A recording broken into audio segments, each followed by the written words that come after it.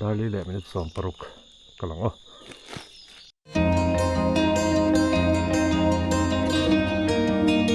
thlir tur te chi bai levek ule kar to prai thun kan lo thleng leta thun trum kan rai thi ni danga ka rai to nen chura dang lam hle dona achan chu ni khata kilometer ka cover tamber trum ani dona mani de khanin mp nen hianin right kan plena ta chuanin lelang in thui deulak illa right te ang ka tia chuan ani chuanin right da tur lo hria zo cha chua khan kan vakal don bi tia kan ena me pa khanin a hla kha ka ti khop maya up down in kilometer zasari chuang khani dona kan ru tak chuanin mizoram chunga chuanin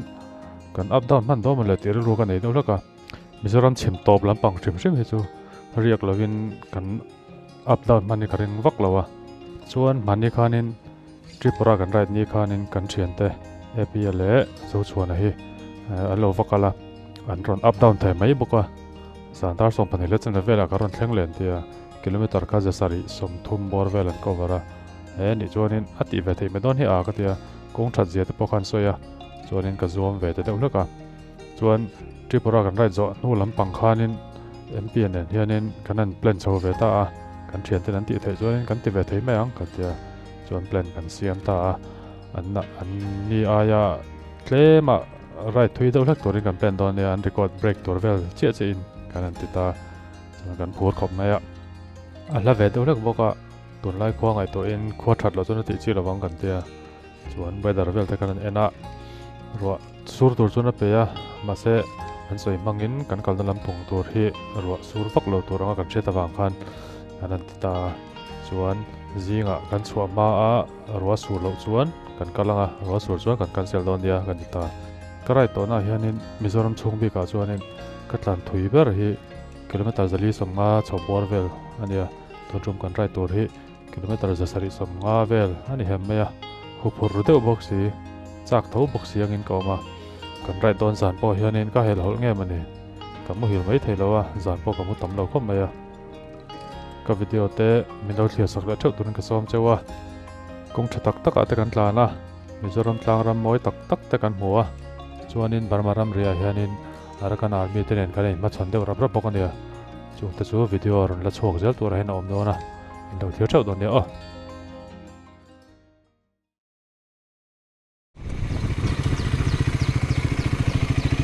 hello there morning let's see bai zing dar nga lari lowa tu na hian hei kilometer zasari somnga tlan tumin kan in pu cha me ka he ka chho dona dar nga lari lo dona ka ri no makan hang mek tu na hian so ta long tlai to pa long tlai district aniam long tlai zorin pui han kan kal dona kilometer zasari somnga ve kan tlanang hei aron thengche kan soi kan minga kha je hetai hei aron kal do lo kan ti to nu ani zan lama aron be le tu chewa kan kalang heta kan soi chho don ya ki nao tlan pa in kal photi la chang dar nga ri don mai ai tai to 456 sa kan chu pe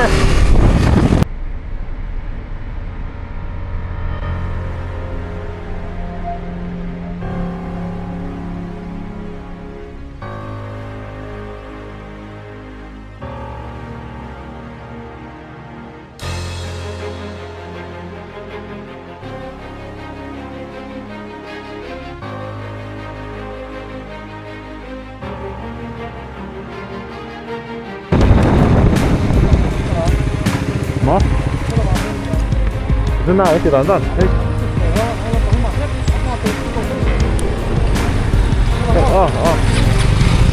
뭐? Cepat. Hello. Serchip daya. Kilometer som kole pakole point ko ni to hei. Da ruk le chan ve. Kan lang chim chim ven chu ka lang don lo tat secondary ka keng lo hei hetai boss hetai ri no ma kan leng dar nga rik ma set 450 vel ning ka sia jam bo ka kan chu ka chuan tu na hian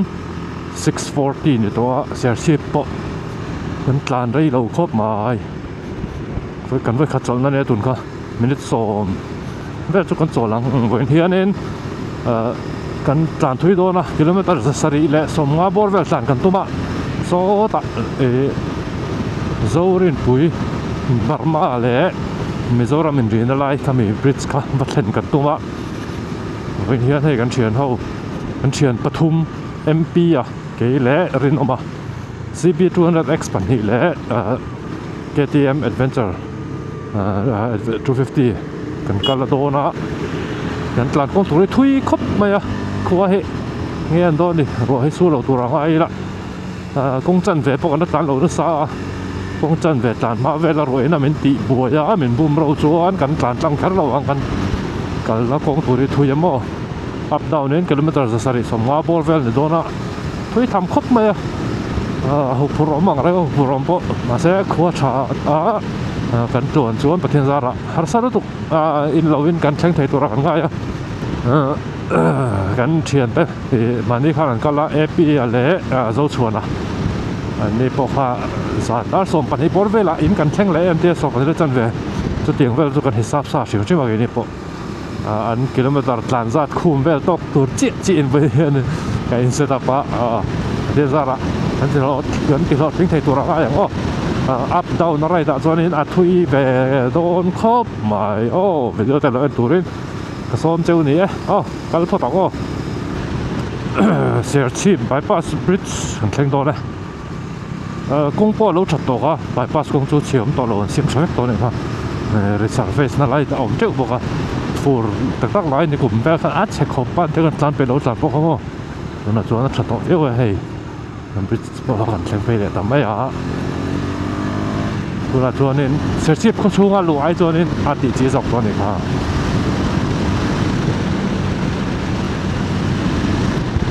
đã xảy ra mình sống phải là này kilometer ra sống đi bắt cẩn thận to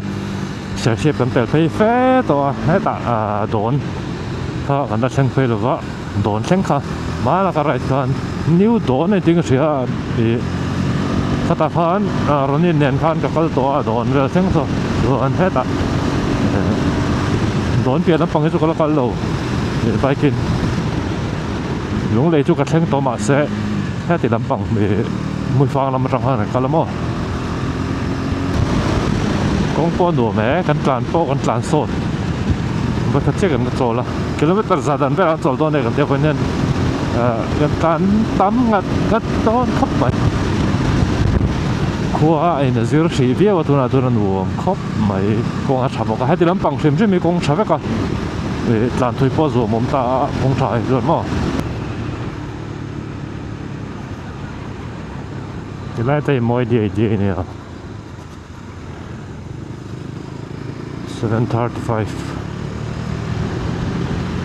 April ปาร์ฟุลมวยต่อลมครบหมายตอนนั้นละฟูเราเดี๋ยวนักอะวิดีโอการกัดเดียวพบดองกันติการถ้าทำเดียวแล้วก็อันนี้เราจะนี่วิดีโอทวีดองนะถูกมั้งแต่ละการวักเราหน้าการตีเล่นวักเราหน้าจีนเขาเวลาดูแล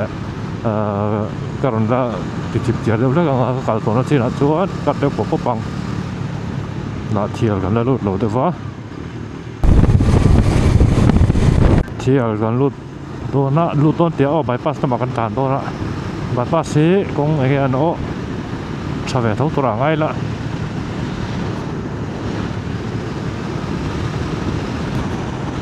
น่าเที่ยว bypass road พวกคงเอารถ traffic ตัวนี้มากันเสียเร็วเลยตัวการขับไปเราจีนเสียชีพ bypass พวก traffic ตัวโดนกันได้เช่นเราแต่ว่าkilometer 2แบบเรามาaverage speed พวก3 kilometer average speed พวก62 kilometers per hour แต่ว่าไม่กัน speed จะเป็น2แบบเข้ามาตานพวกกันตานพวกปฏิญาณมั่งกันตานกองตัวรถทุยวางอินตีเดียวปะปะละไงaverage speed ที่สั่งหมอเนี่ย62 kilometers per hour อมวักมันkilometer จะสมเร็จปริยัติกันตานตัวApril ปาร์เราเส้นเล็กสวยไหมลุยให้เยี่ยงดูง่ายค่ะถ้าถึงแล้วต่อไปทักเทนเนี่ย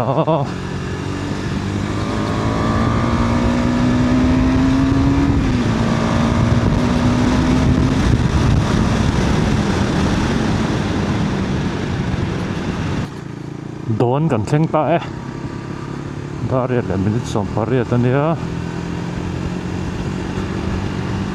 เฮตัดจงเฮียนส่วนกระตันส่วนทิลทารันดิจันตาแต่ละเฮติละมาเฮียนก็กะละกะเหลามาเฮติละปองจินดิ่งละมาเป็นเฮตัดจนกะกะตัวโอ้ยมาสุส่วนตรังเฮจกระตันส่วนทิลทารันกันตัวเอาเรื่องน้ำให้ฝรั่งลองไม่เราเวนี่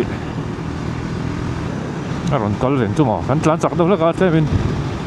อารมณ์ลองเวไม่ตัวอะไรอย่างเป็นกันหลังตัวสองกันหลังตัวว่ากันเห็นนี่ส่วนนี้อักเกหลังสองว่าส่วนสวยอุตสาหกรรมส่วนเกาหลีไอ้ส่วนละจังว่าเกาหลีกันเปลฟังโอ้เกาหลีฮิกลำบากสังหารบริเวณนี้แม่ปัจจุบันตอนนี้ตัวจะสริเลยที่ในส่วนเขาที่พกกิโลเมตรสักนิดช่วงกันเปลี่ยนต้นที่นั่นเลยจู่ทุยทำแบบนี้ว่าผมบอกกันนะ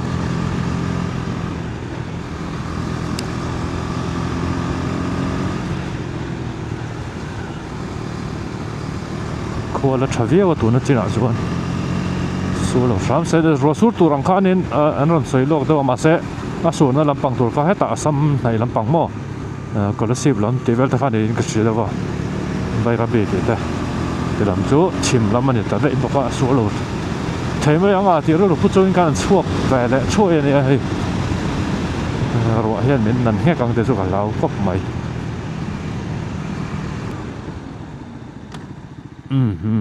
แต่เห็น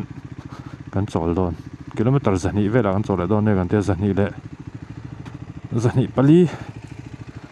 อันนี้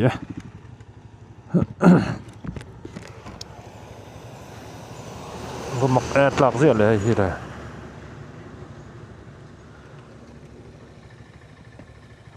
เช้า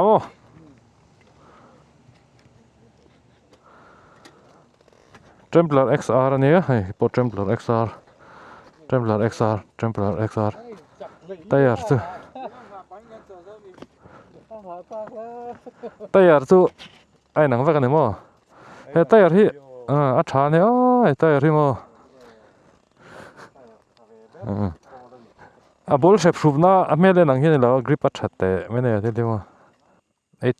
835เนี่ยกิโลเมตรสันนิปลีกันตามตัวตัวนั้นยันโดนกันเปลเด้อเจี๊ยเปโตรให้จันเวทละตัวลงทลายเปโตรไล่ล่าช่างเปโตรเทคเรียวไว้แต่ตรงที่จวนกับตอนทิลทาร์ฟกันเนี่ยเพย์ตัวละติไล่ให้ติลำปังกงที่แล้วมีวิดีโอปะติดโซฟาเจ้าตัวแล้วไม่เว้นจู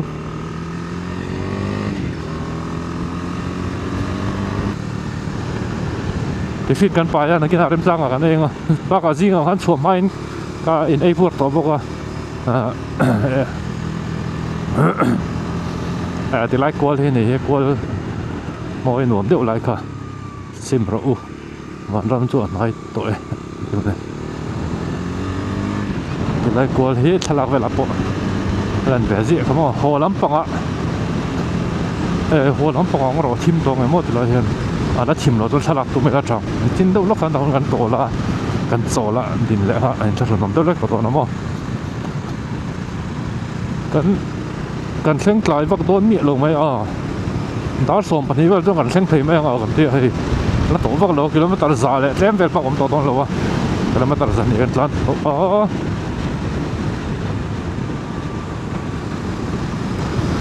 ตัวจบกันได้ชิมให้กับผู้ขับไหมจะตีรัวเล่นเขาคนนับภาษามากันได้เล่นชินเขาแต่ที่จู่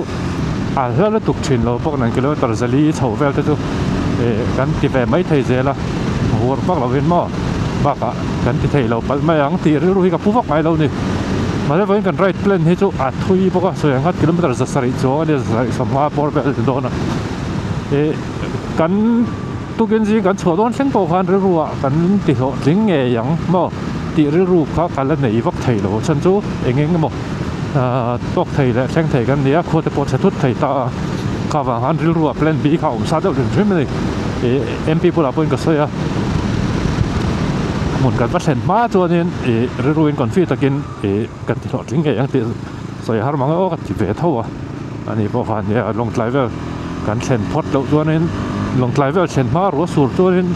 len bi siam tu thave tho mai ti ve tho ni chung vel chu ne wen kan right ten chuma au pro ma ra challenging view boka thuram don khop mai mi lo en sap zel turin video te mi lo en sap zel turin ko som chawa chuan heti lai kho hi nge ni ka sa talo ni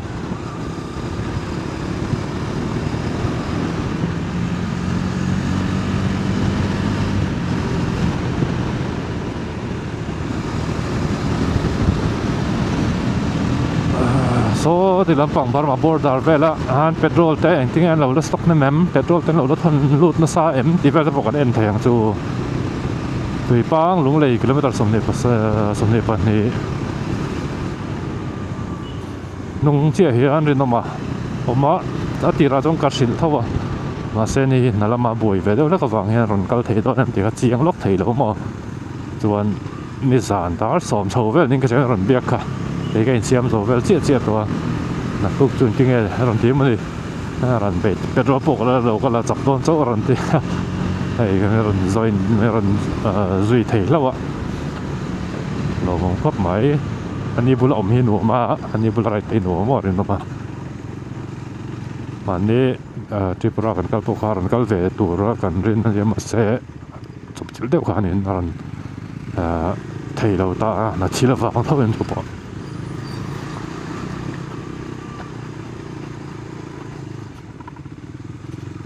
veng lai lo cheng ta eng veng lai nge o ti lai chet lo ba kong cha tlan ni chu nom na chu kan bal vak lo mo voi na kan tlan a chuan hei kong chever la ni kan la fai khop mai kilometer ni som pakhat kan tlan to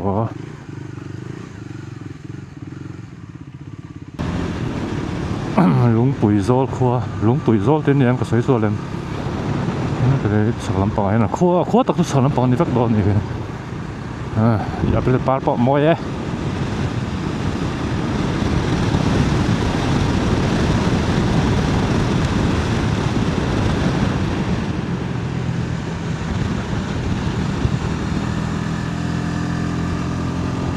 lung lei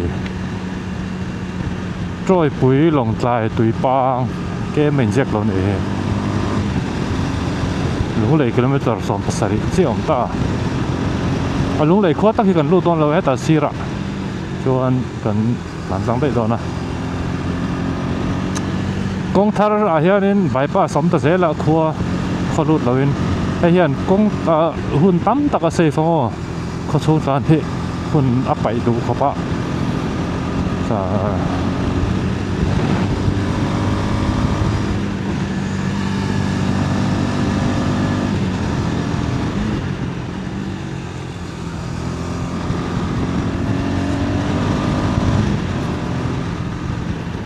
sang sal kon theng te ya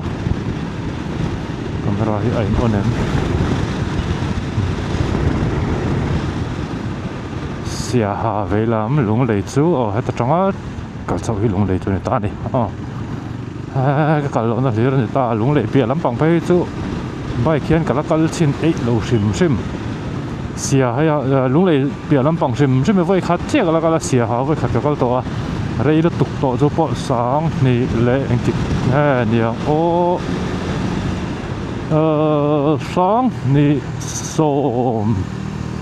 sang ni som chovel ni ngam le o chu jeng ba chon sai sia ai ka kal to a sumo in kan kala mo kong an che mai khapa te bok si kan thang rei chu ka kal to chu che chu kala a bak chu hei to tum ka kal le hi ni mai ta chim lam ni ka kala phang thui vak lo wa wen chu hei phurom da poka dang em a reng poka na ka kal ngai lo na kala kal mang lo na kan va phang phei ve la do na nia right thi kan right ve ta no la phur deuh na bik kan nei hi chuan zana hian ka hel hol deuh thin nge ka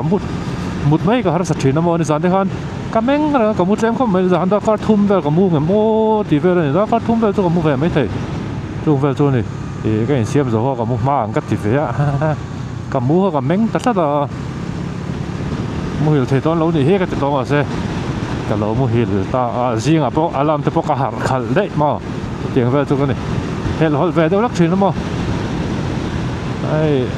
bây giờ anh ấy nuông ta rèn bao con có chạy em bao chừng này về tôi mỗi đóng đại về anh fencing xem ra này lúng trả về lần na anh này đóng đại đấy mày à câu sáng xịn lúng chỗ ở chỗ công ty lúng về thôi này ắt là về đâu đang nói này ha lúng chỗ không đại thôi mà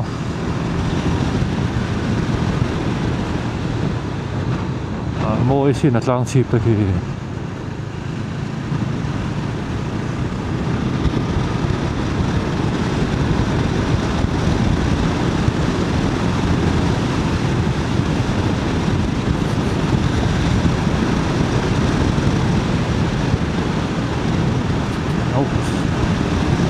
kệ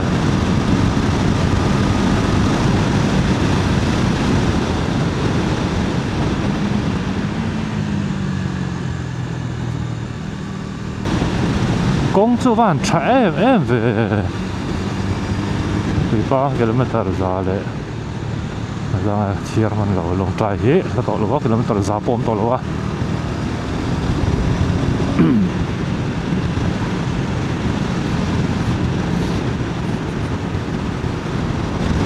cái supermoto setup khác còn ai ăn cái mấy à cái 1917 nó có vô lệตัวvô inกันตานตัวkilometer tệ cáiตัวxia 17 cái nên kilometer rating hadi low speed local dik low gel box in kan thaka vô in kan kal na hi ko cha em back box xia 17 setup kan ta ni la ka confuse ok dei gon boko 19 hi to na front hi ka ring ngắm lẩu trí nó mà performance anh này tụ ăn hết cả băng thao lẩu cả băng ngắm lẩu cả nó vào rất là cái máy mà con ở về là hiện nên cả tụ nghiên cả ổn quý vóc ngắm lẩu ổn thì nó tục thô mà sẽ cả ngắm lẩu do con này cái máy hiện mà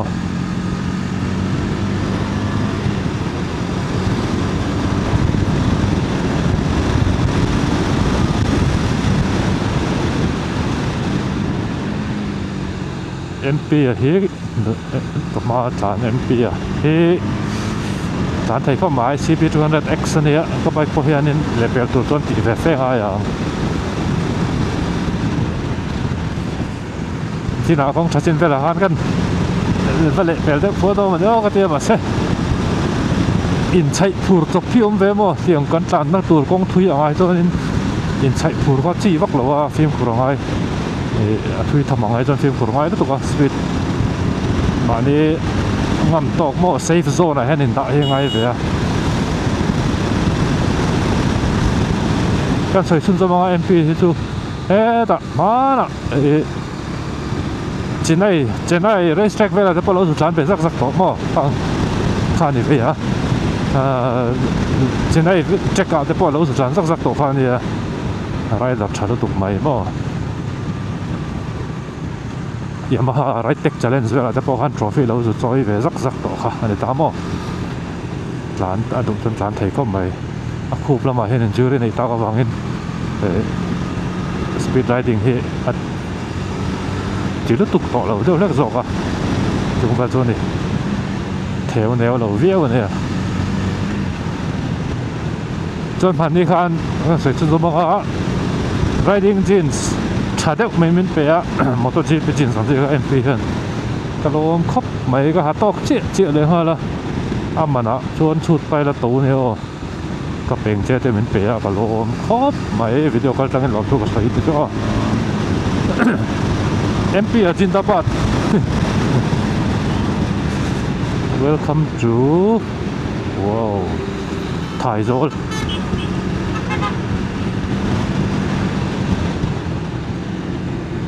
ta qua rồi đó nó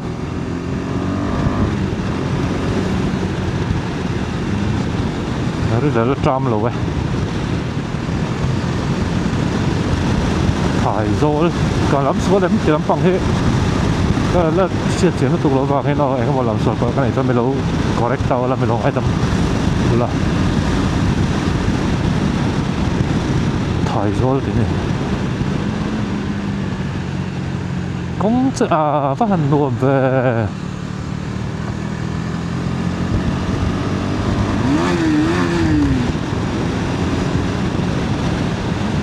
sia false neutral zik me a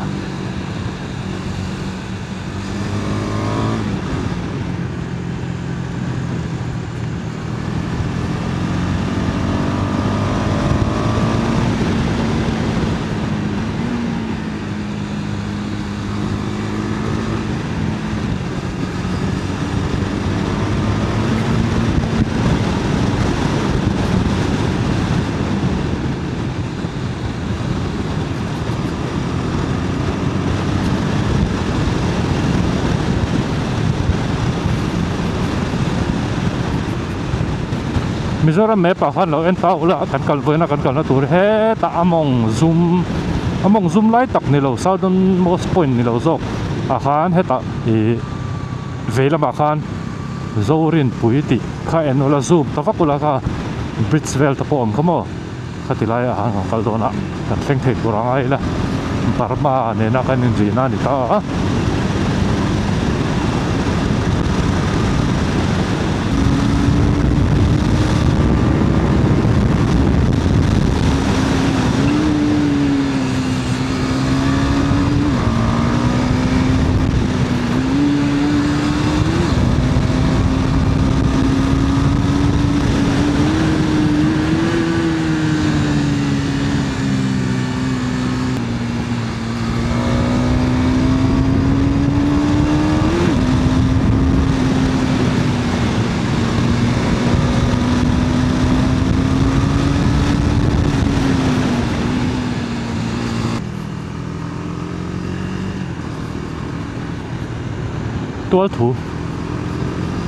tual thu thì do cái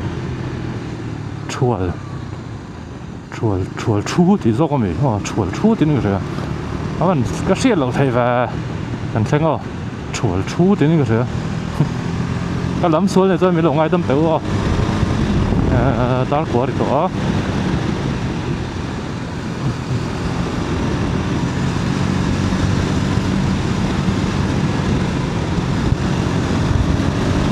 cũng chưa nuông tắc trên được nó mấy đi hành nôm đeng gì cho này tắc mấy đi mò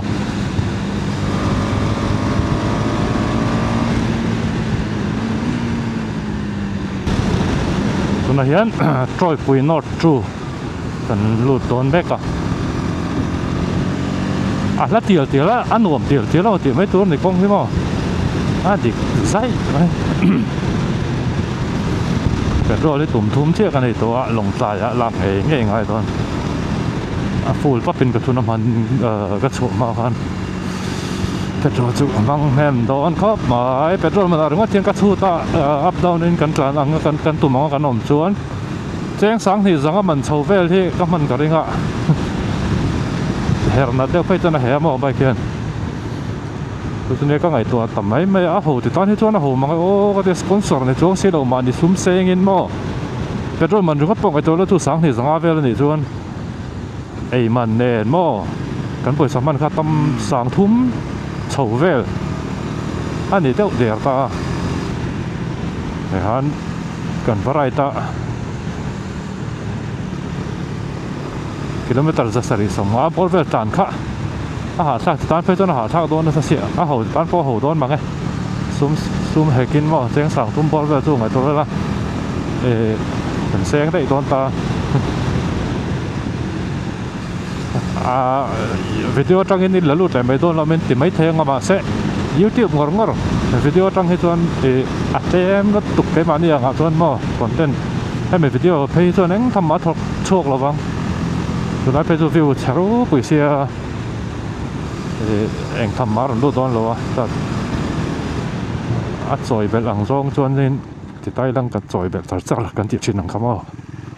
ทางเวลานี้มาเสียมันบ่มติดซองก็เดียวกันหลิมจวนนั้นตกไหมอะหลิมได้ที่เราเลยไปหมดแล้วกันหม้อหลิมค่ะ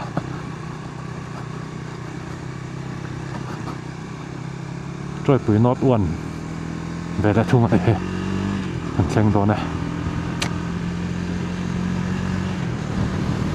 บรอกพลุมตาฮับไหมรอจุสุดตอนเราอ่างและไม่อาจทุนอาชีพจวน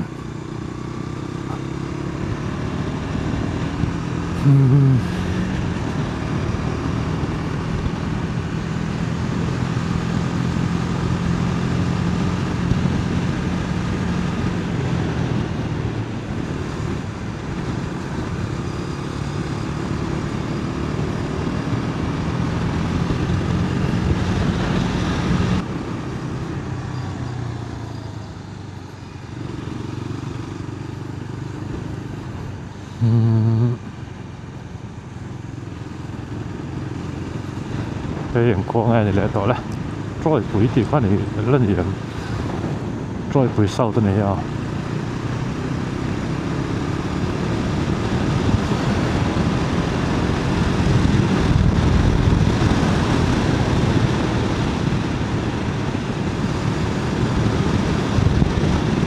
lồng tlai hi kilometer som thum ve la lo ma lồng tlai ya pe ro kan lang lak ngay ni lo zon tum thum chi om to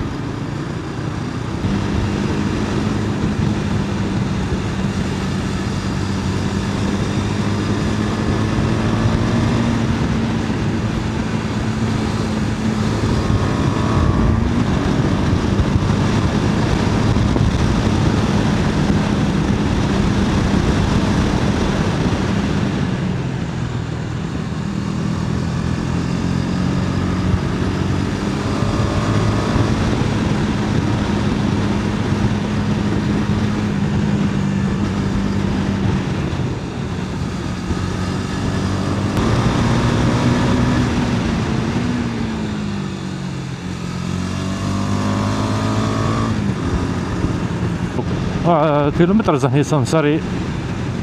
nuwa chuan thingfal kan thleng ta e dar ko la minute som li nia long tlai hi kan lut trep a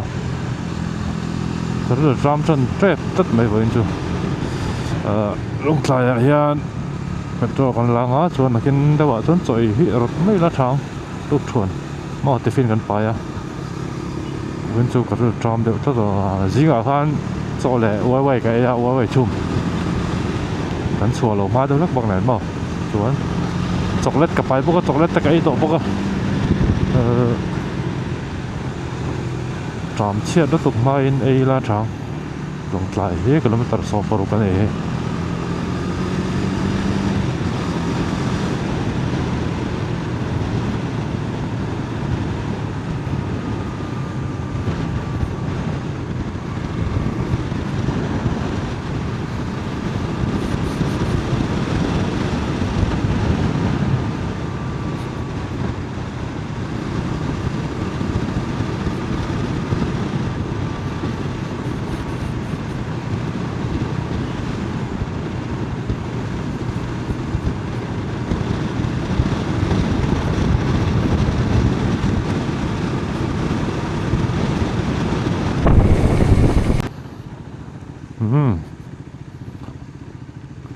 ไล่รำนาฮงพันจัง welcome you at หลงไหลไล่รำกันเชิงจันตะไล่รำ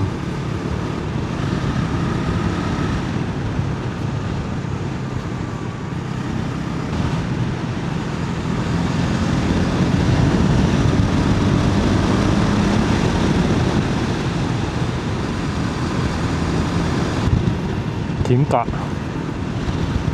别个人本来车停架之后，别个他连 rap 嘛了。路这个那冷哈路面别个那冷沙坡啊，别个那车了没啊？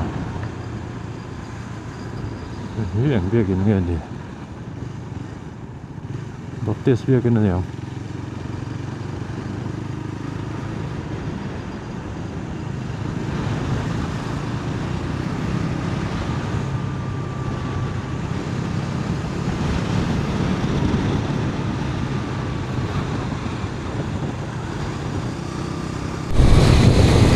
สิแรง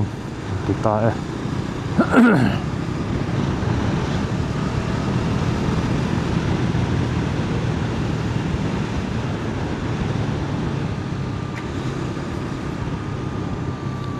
hero pegi ya te khan tha te la vela thau me lama nge kal lama nge lo ba an chang op ma sa bera petrol la nge ngai tum ne chi om to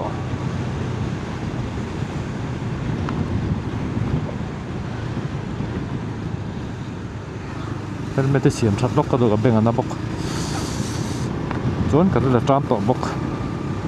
tram siu we lột lại khóc bẹt lắm mà hiện nên ấy la chong phiên ấy rồi đi la chong rồi số lỗ rất vàn lỗ bấm tệ rằng á và nó clear phiên lại hoa là vẫn sẽ cắn hul coi thấy tụi nó ai không lồng lại cắn lụt mép ô cái video vậy khát lần na bay cái vậy khát cắn na anh lỗ bấm trên về Sierra 68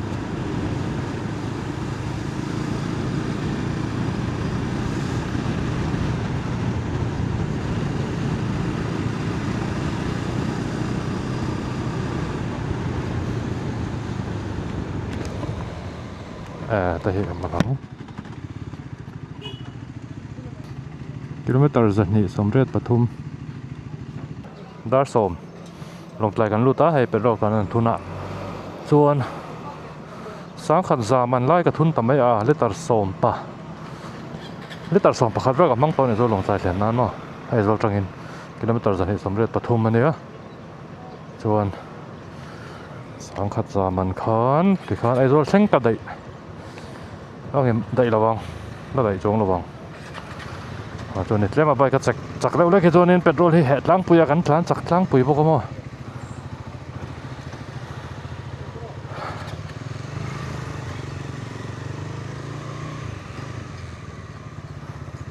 ตัวน่ะเฮียนลงใจ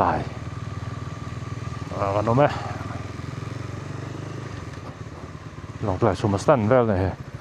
เขาชุ่มให้ก่อนรูดโดนหนึ่งโอ้กระโดดมั้งเราไปกี่เวลท่ากันทั้งนั้น average speed 62 kilometers per hour แล้วนี่จะกัน speed จู่เดี๋ยวพวกเราวิ่งจู่มั้งไอ้อันไงตัวเราเขาชุ่มจานเลยเขาป้อนจานอินซอสเลยเสียจู่เขาชุ่มให้ตัวนี้40พวกกันจานเลยเท่แล้ววะตรงเวลานี้ตาทุยเช็ดมาเสร็จแล้วชุ่มอะไรแล้ววะบายพาสรถอมเสียเลยชาครบไหมลงใ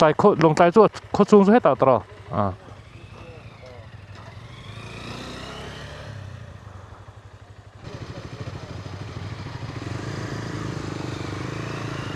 adik mo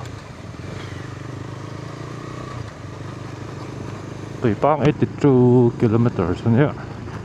adik càng cuma kan pelan làm hay cái ring tapang cái chuyện thế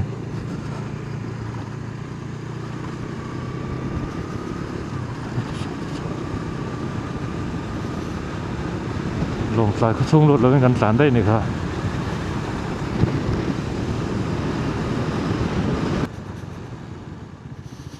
Myanmar 84 chung lắm bọc này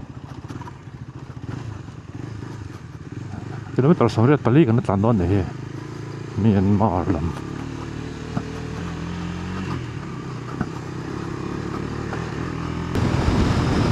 lắm bằng lồng trái có xuống có lụt tôi mới la trắng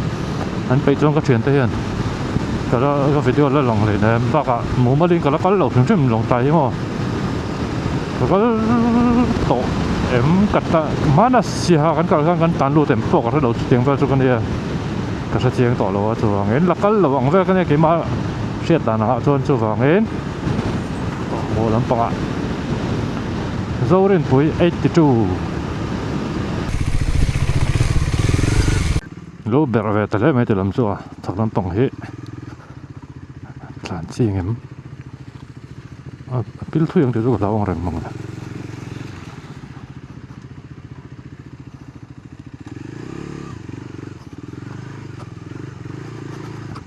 ber ai chon chhe deuh lek ma sen om zawk hei ke te hi la fai ni kilometer za thum don kan tlan to chim lam kong chu a thang e mai to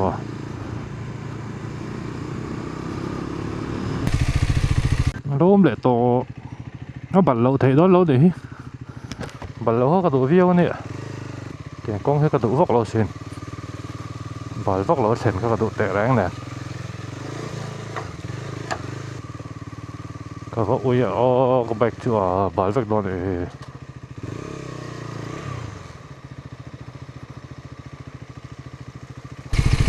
tiếng hết này nó riêu mày ơi khô thu tụi có chờ ăn chán đấy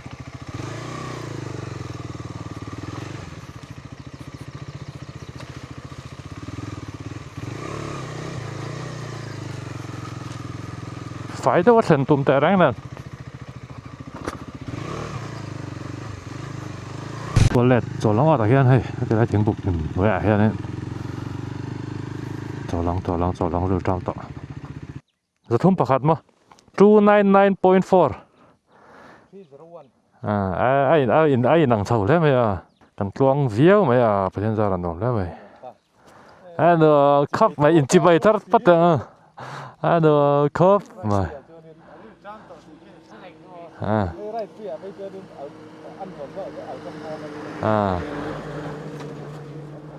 công chỉ ha cái phải đâu vậy khen thầy tụt ha bảo với cái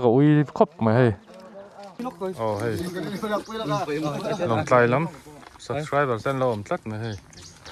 thì bỏ thằng anh là lúc đông này chính vụ là mấy mày học đồ bao nhiêu thì đang nghe ngay tao chỗ đấy đấy sao sàn đó hay liền cần tiếng thôi nào kim tê thế Johnny về nè chuẩn tê hay anh đuôi câu tuổi này anh đi bắt tôi đây mà đây nè ai dây bông sa tiên cần xuống luôn đá xuống một đó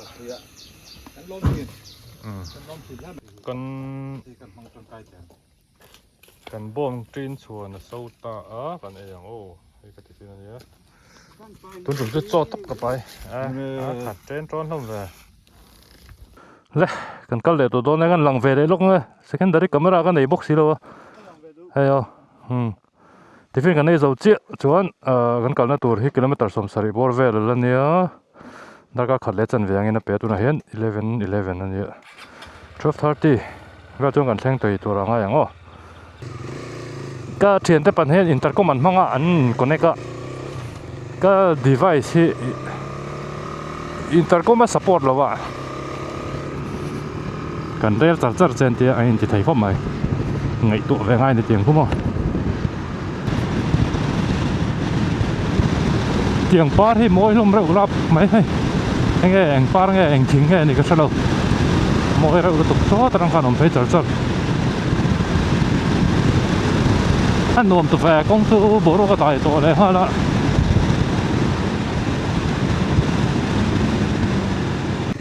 tiếng chỉ hi lâu lại dậu thì nó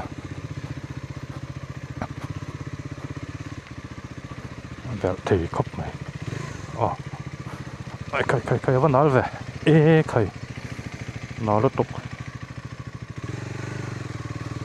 bridge hello mày bridge nghe cái gì đó anh điếc về lúng rạp mà là tùy bọn nó khóc mày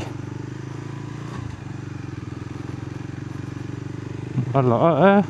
bridge là bao vết tông là thế này có vẻ là chuột rót che lằng tọ và đến về danger về pan na khani mo het tang hian heta chongte lampang te pawh khani ka hria chuan a le lu chho thei kilometer som thum ve lo mang hang tre pe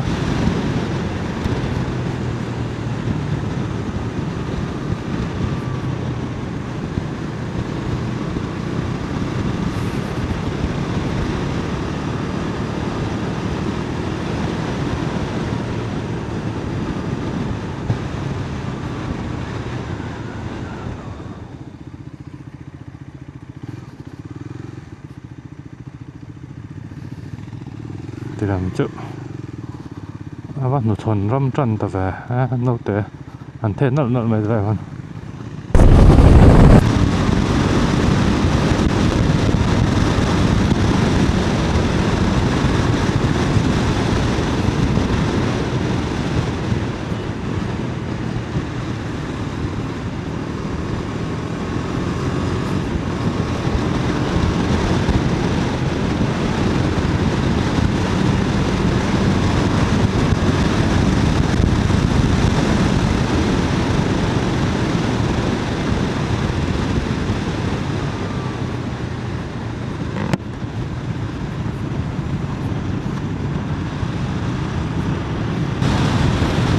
zo cha chua ti kha kilometer som pakhat ala in tla nge thedura han kong chu nuam ta ra moi boxi mo MP pon nuam ti khop mai sa ban har sa mai kilometer za thum som nga pakwa ni to a kan la thleng lo dewa kala chau lo ma se mong a khom ve deuh na ki chau ni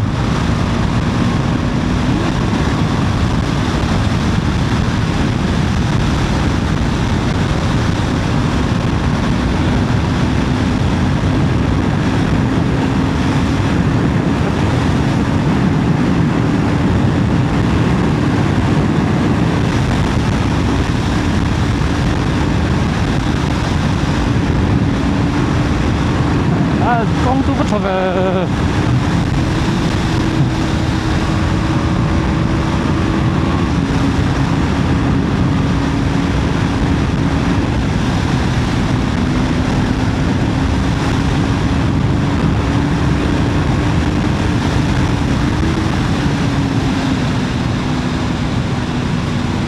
nó rất thực lắm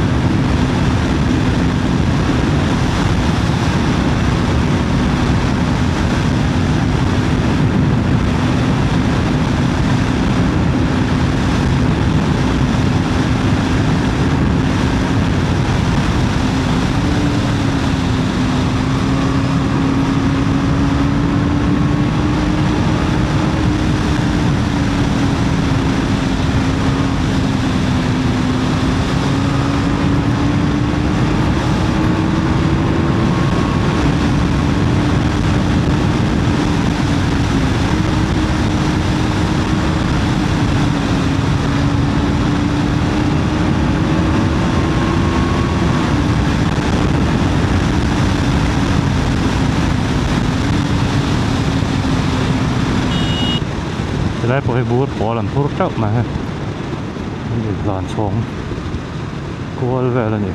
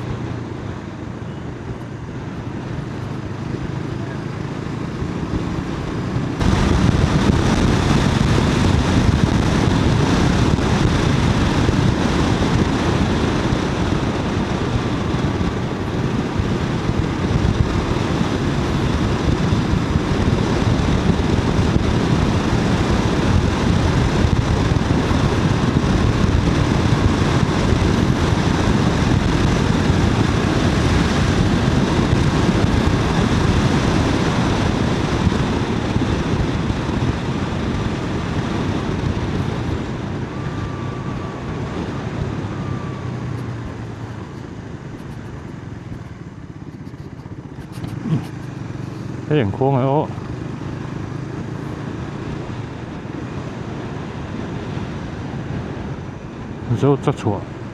dấu chắc chua khuôn này khá thì lại khá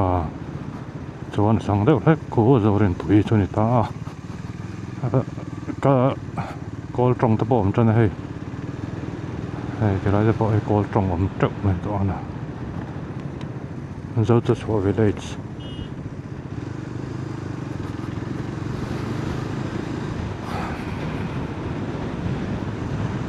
cái khó in đó là về tập cái em nó tục mình rồi cái về đấy tóc cái này phong đình mình bỏ cho tiền cái mẹ về là cái em nó tục rồi mình đâu thể tiền mà là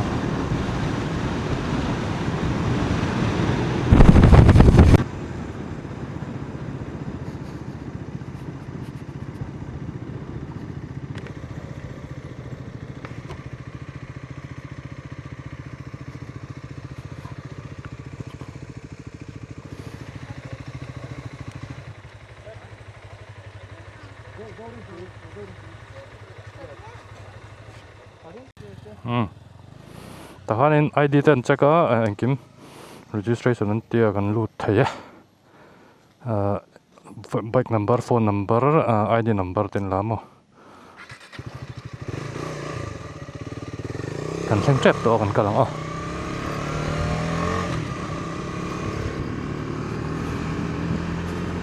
นี่เม็ดตัวคลิปเลยนะมันลุ่มด้วยตุก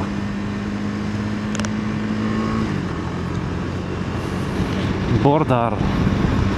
อันนี้ยัง strict ก็ไม่มันชา strict ตัวเนี่ยมั้ง